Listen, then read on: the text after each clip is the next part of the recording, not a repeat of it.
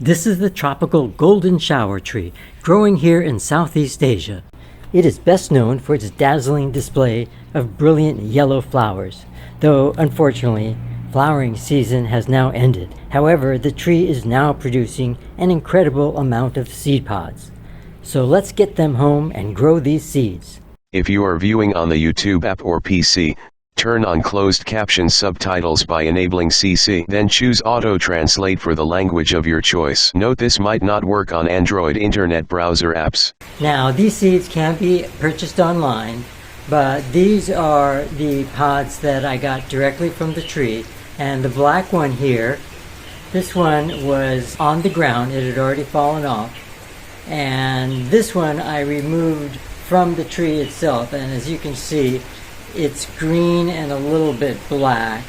Now, if the seed pod is still green like this one, even though it's got a little bit of black on it, it is immature. The seeds inside are white and you cannot grow them. So this is not going to be of any use to you. You need to wait until your seed pod turns a nice black color like this. Now, the only problem is that it will get holes where the insects have bored into it and they lay their eggs, and you might find some larvae when you open these up. Check this out.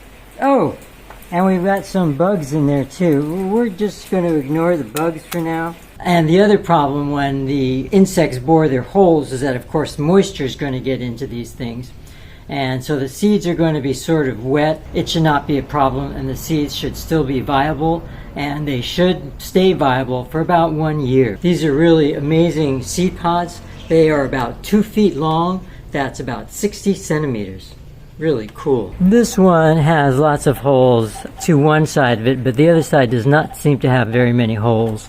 So in other words, hopefully there haven't been too many insects penetrating and it won't be as moist.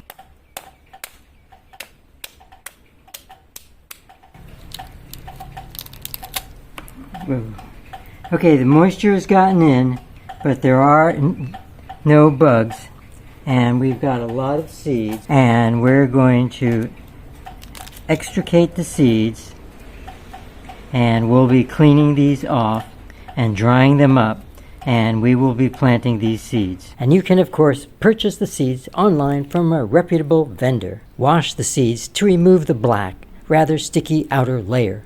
The washed and dried seeds are a beautiful golden brown color. Scarify the seeds with a tool of your choice. Large nail clippers work great for me. Using coarse sandpaper is another good alternative. I scarified the pointy end, being careful not to damage the seed inside. Just chip off a bit of the hard outer hull so that you can see the white inner seed. Soak the seeds in room temperature water for about 24 hours. The soaked seeds become nice and plump, indicating that they have absorbed water. Excellent.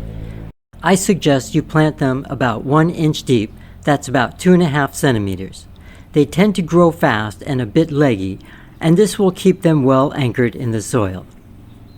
If you wish, you can place your pots in a sealable bag or tie a plastic bag over them to help maintain soil moisture and a high humidity level.